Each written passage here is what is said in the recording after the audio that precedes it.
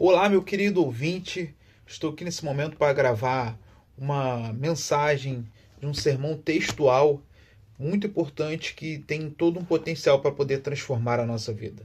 O texto se encontra em Mateus capítulo 7, versículo 21 ao 23. E diz o seguinte: Nem todo o que me diz Senhor, Senhor entrará no reino dos céus, mas aquele que faz a vontade do meu Pai que está nos céus. Muitos naquele dia vão me dizer: Senhor, Senhor, nós não profetizamos em seu nome, e em seu nome não expulsamos demônio, e em seu nome não fizemos muitos milagres. Mas eu lhes direi claramente: eu nunca conheci vocês. Afastem-se de mim, vocês que praticam o mal. Essa mensagem ela tem um objetivo muito importante de nos alertar sobre o que é viver verdadeiramente o reino dos céus, sobre o que é entrar no reino dos céus e poder desfrutar disso. Jesus ele vem trazendo, através desse Sermão do Monte, muitas revelações a respeito do reino dos céus e de como que nós poderíamos viver isso. E o primeiro ponto que nós achamos interessante, eu quero começar de baixo para cima, que é, primeiramente, para a gente saber quem vai entrar, a gente também pode começar perguntando quem não entrará, porque essa pergunta é respondida por Jesus. E Jesus ele já começa dizendo que não é simplesmente aquele que diz Senhor, Senhor.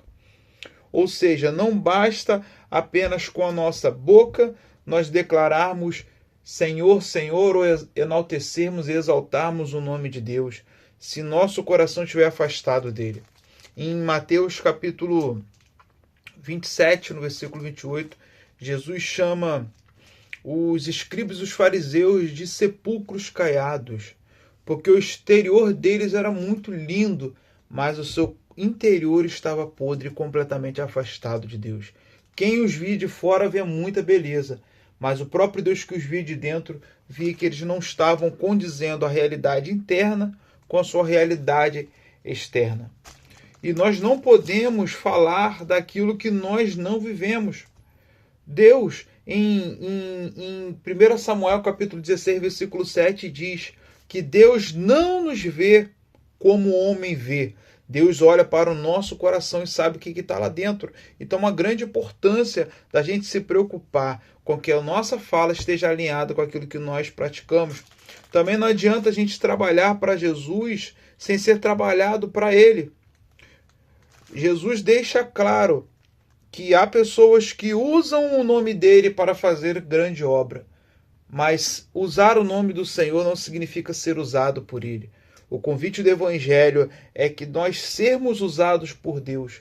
E nós vemos uma realidade diferente de pessoas que têm gastado a sua vida, mas para usar o nome de Jesus para atrair benefícios próprios e uma boa visão, assim como aqueles escribas e fariseus, saduceus, que prezavam muito pela sua imagem e pouco se importavam com o seu coração de verdade. E aí a gente pode ir agora para a resposta principal, que é quem entrará? E Jesus responde que é aquele que faz a vontade do meu Pai. E essa vontade do seu Pai, ela vem sendo revelada e Jesus ele vem esclarecendo ela através desse Sermão do Monte. Nós estamos aqui no Sermão do Monte.